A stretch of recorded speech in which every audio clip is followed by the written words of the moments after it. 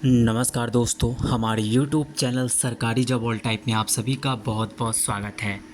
दोस्तों ये वैकेंसी निकल के आ चुकी है दोस्तों, फुल नोटिफिकेशन आ चुका है। हम देखेंगे दोस्तों इस पोस्ट के लिए क्या क्या क्वालिफ़िकेशन मांगी गई है, ठीक है। साथ ही में एजुकेशन क्वालिफ़िकेशन देखेंगे, एग्जामिनेशन सेंटर देखने वाले हैं, किस कैटेगरी में कितनी कितनी फ़ीस लगने वाली है, सारी जानकारी देखेंगे इसी वीडियो में। तो आप हमारे साथ शुरू से अंत तक के ज़रूर बने रहे दोस्तों, ताकि कोई भी डाउट आपका ना रहे, ठीक है।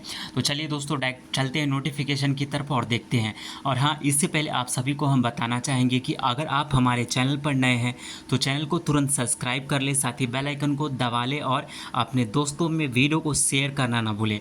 और दोस्तों कल हमने ये वीडियो आपको प्रोवाइड कराया था, तो आप लोग कुछ लोग ऐसे हैं जिन्हें जानकारी तो रहती नहीं है और कमेंट कुछ भी कर देते हैं, ठीक है। तो सबसे पहले उन लोगों के लिए ऐसा है कि कुछ भी कमेंट करने से पहले सोच ले कि क्या चीज़ें यहाँ पे बताई जाती है, जब रॉन्ग हो जाए तो कहिए दोस्तों, ठीक है। तो कल वीडियो प्रोवाइड कराए थे तो वहाँ पे ऐसा कमेंट किए थे कुछ लोग कि ये फेक न्यूज़ है, ये फर्जी वीडियो है। तो दोस्तों आपको बताते चले, हमारे चैनल पर जो भी न्यूज़ आपको प्रोवाइड कराई जाती है कभी भी, तो सटीक और ऑथेंटिक जो न्यूज़ होती है, जो जानकारी होती है, वही हमारे चैनल के माध्यम से आपको प्रोवाइड कराई जाती है।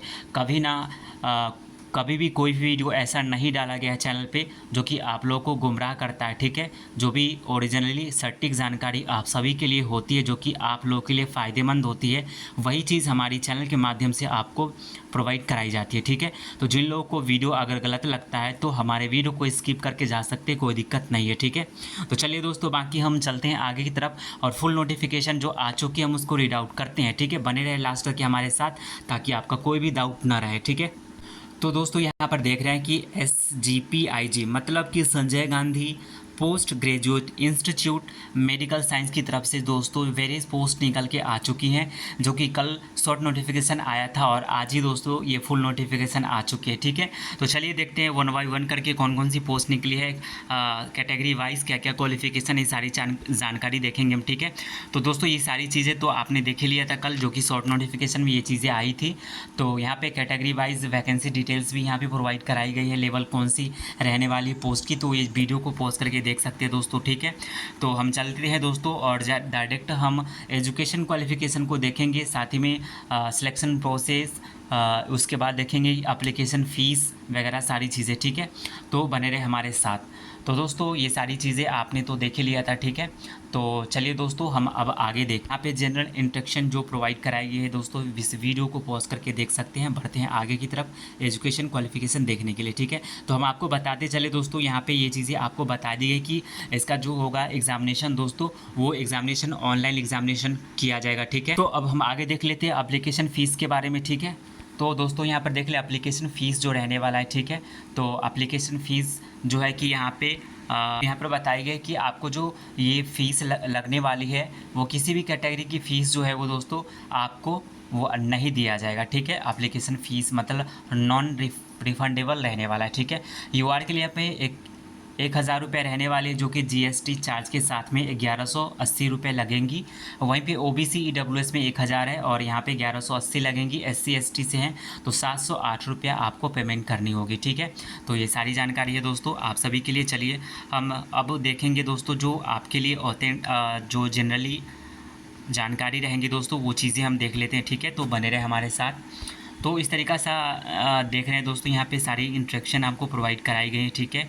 एक के तहत के क्या क्या चीज़ें यहाँ पे रहने वाली है, ठीक है। तो ये चीज़ें दोस्तों मोटी जानकारी है, जो कि आपके लिए ज़रूरी जो जानकारी है वो हम आपको प्रोवाइड कराते हैं, ठीक है। बने रहे दोस्तों। यहाँ पर देख रहे हैं एजुकेशन क्वालिफिकेशन जो नर्सिंग ऑफिसर के लिए रहने वाली है, वो BSc ऑनर्स मतलब कि नर्सिंग होनी चाहिए, BSc नर्सिंग, ठीक है। फॉर्म देख रहे हैं यहाँ पे Indian nursing council recognise institute या फिर यूनिवर्सिटी से, तो इस फॉर्म को आप भर सकते हैं, या फिर ये चीज़ें हैं आपके पास में दोस्तों, तो आप फॉर्म को भर सकते हैं, ठीक है। यहाँ पे 2 ईयर का एक्सपीरियंस भी आपसे मांगा गया है, ठीक है। यहाँ पे देख रहे हैं 3rd नंबर पॉइंट में कि आपसे पूछा जा रहा है कि 2 year experience in minimum 50 bedded hospital after, मतलब कि अगर आप कहीं भी हॉस्पिटल जो है जहाँ पे 50 बेडेड हॉस्पिटल है वहाँ पे आप काम कर चुके हैं नर्सिंग के रूप में दोस्तों, नर्सिंग ऑफिसर के रूप में, तो इस पोस्ट को आप भर सकते हैं, कोई दिक्कत नहीं रहेंगी। ठीक है, अगली पोस्ट देखते हैं। तो अगली पोस्ट यहाँ पर देख रहे हैं कि जूनियर अकाउंट ऑफिसर की पोस्ट रहने वाली है, जिसमें कि यहाँ पे आपसे मांगा गया है कि कैंडिडेट शुड बी कॉम आपसे यहाँ पे मांगा गया है, 55% मार्क्स आपके पास में है। ठीक है, तो यहाँ पे आप फॉर्म को भर सकते हैं और 2 ईयर एक्सपीरियंस आपसे मांगा गया है अकाउंट के क्षेत्र में, जो कि अकाउंटिंग वगैरह। ठीक है, चलिए आगे देख लें। आगे जो पोस्ट है यहाँ पे टेक्निकल ऑफिसर की पोस्ट रहने वाली है। यहाँ पे डिग्री मांगी गई है। ठीक है, तो डिग्री इसमें क्या क्या चीज़ें होनी चाहिए, तो यहाँ पे देख रहे हैं इलेक्ट्रॉनिक से होनी चाहिए। ठीक है, और यहाँ पे देख रहे हैं आगे, तो यहाँ पर देख रहे हैं कि इलेक्ट्रॉनिक्स या फिर ग्लास टेक्नोलॉजिस्ट या फिर मैकेनिकल इंजीनियरिंग के क्षेत्र में है दोस्तों। ठीक है, तो पोस्ट को भर सकते हैं, या फिर यहाँ पे देख रहे हैं डिप्लोमा यहाँ से मांगा गया है, सर्टिफिकेट। ठीक है, उसके बाद दोस्तों यहाँ पे आपसे 5 ईयर एक्सपीरियंस मांगी गई है। देख रहे हैं यहाँ पे 5 ईयर एक्सपीरियंस इन मतलब कि रेपुटेटेड जो संस्थान है वहाँ से किए हुए हैं दोस्तों, मतलब आप वहाँ पे काम किए हुए हैं, तो इस फॉर्म को भर सकते हैं। ठीक है, कोई दिक्कत नहीं रहेंगी। अगली पोस्ट यहाँ पर देख रहे हैं कि अगली पोस्ट जो रहने वाली है यहाँ पर मेडिकल सोशल ऑफिसर की पोस्ट। उससे पहले यहाँ पर देख रहे हैं कि न्यूक्लियर मेडिसिन टेक्नोलॉजिस्ट की पोस्ट यहाँ पे रहने वाली है, जिसमें कि आपसे बीएससी इन लाइफ साइंस में होनी चाहिए। ठीक है, उसके बाद में प्लस में उसके बाद देख रहे हैं यहाँ पे 1 ईयर का यहाँ पे डिप्लोमा मांगा गया है आपसे कि मेडिकल रेडिएशन में होनी चाहिए। ठीक है, उसके बाद यहाँ पे DMRTI से मांगा गया है। उसके बाद यहाँ पे डिज़ायरेबल में यहाँ पे मांगा गया 1 ईयर पोस्ट डिप्लोमा, जो कि इसमें होनी चाहिए। अगर आपके पास में ये डिप्लोमा कोर्स है तो भी फॉर्म भर सकते हैं, नहीं है तो भी फॉर्म भर सकते हैं, बल्कि आपके पास में बीएससी लाइफ साइंस में होनी चाहिए। ठीक है, प्लस में 1 ईयर का यहाँ पर देख रहे हैं कि डिप्लोमा मेडिकल रेडिएशन में होनी चाहिए, तो फॉर्म को भर सकते हैं, कोई दिक्कत नहीं रहेंगे। ठीक है, अगली पोस्ट यहाँ पर देख रहे हैं कि स्टोर कीपर की रहने वाली है, जिसमें कि degree in any recognised university मांगी गई है, मतलब किसी भी स्ट्रीम से किसी भी यूनिवर्सिटी से आपने किए हुआ है दोस्तों, तो फॉर्म को भर सकते हैं। या फिर यहाँ पर देख रहे हैं कि post graduate degree diploma in यहाँ पर देख रहे हैं material management from recognised university institute या फिर नॉलेज ऑफ कंप्यूटर होनी चाहिए, तो फॉर्म को भर सकते हैं। ठीक है, अगली पोस्ट यहाँ पे बताई गई कि medical social service officer grade 2 की पोस्ट रहने वाली है, जिसमें कि master degree in social worker from recognised university institute से मांगी गई है। और उसके बाद आपको बताया गया दूसरे नंबर पॉइंट में कि एक्सपीरियंस इन द यहाँ पे लाइन विद द वेलफेयर या फिर यहाँ पे हेल्थ एजेंसी के माध्यम से, मतलब वहाँ पे किए हुए हैं दोस्तों यहाँ पे, तो फॉर्म को भर सकते हैं। ठीक है, यहाँ पे आपसे डिजायरेबल में ये मांगी गई है। ठीक है, ये आपके पास है तो भी फॉर्म भर सकते हैं, नहीं है तो भी फॉर्म भर सकते हैं, कोई दिक्कत नहीं रहेंगी। अगली पोस्ट देख रहे हैं यहाँ पे सीनियर एडमिनिस्ट्रेटिव असिस्टेंट की पोस्ट रहने वाली है, जिसमें कि graduation with knowledge of drafting knowledge होनी चाहिए। ठीक है, और साथ ही में कंप्यूटर का नॉलेज होनी चाहिए। सेकंड में बताया गया कि टाइपिंग स्पीड ऑफ 30 मतलब कि पर वर्ड मिनट होनी चाहिए इंग्लिश में, और यहाँ पे हिंदी में मांगी गई है दोस्तों 25 पर वर्ड मिनट, जो कि होनी चाहिए हिंदी में टाइपिंग स्पीड आपका, तो इस फॉर्म को भर सकते हैं। और एक्सपीरियंस में यहाँ पर देख रहे हैं कि experience minimum 1 year experience in government या फिर पब्लिक सेक्टर अंडरटेकिंग में या फिर ऑटोनोमस बॉडी में आपने काम किया, जो कि गवर्नमेंट या फिर ऑर्गेनाइजेशन में होनी चाहिए।